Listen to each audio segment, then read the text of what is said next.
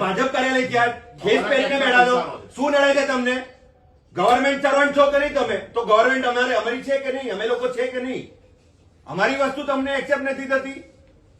Government servant થઈને ભાજપની દલાલી કરો છો તમે?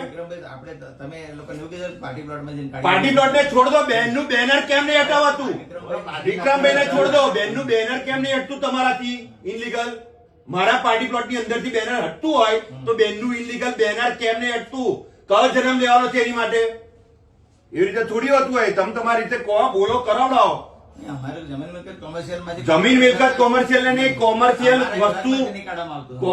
વસ્તુ બોર્ડ બધું તમારા અંદર આવે છે. તમે કાઢો સાહેબ કે બોર્ડ અત્યારે એમને આદેશ કરો તમે લખીને આપો ને મને કે અમારામાં બોર્ડ મિલકત કશું નહીં આવતું. કાલથી કોઈ બેનર હટશે ને તો પછી હું જવાબ આલીશ.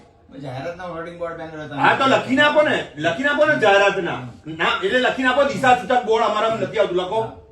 લખીને આપો દિશા સૂચક બોર્ડ અમે નહીં હટાવતો. લખો 5000 બોર્ડ માર દઈશ બાર અહીંથી.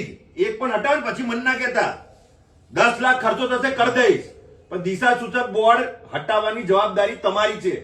અધિકારી છો, જવાબદારીથી ભાગશો ના. મર્દ બનો અને લડો. અને જે મર્દાનગીથી મારું બોર્ડ હટાવ્યું એ મર્દાનગીથી એ બેનનું બોર્ડ હટાવો.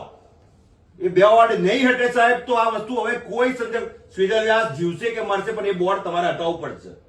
યાદ રાખજો, હું છોડું નહીં.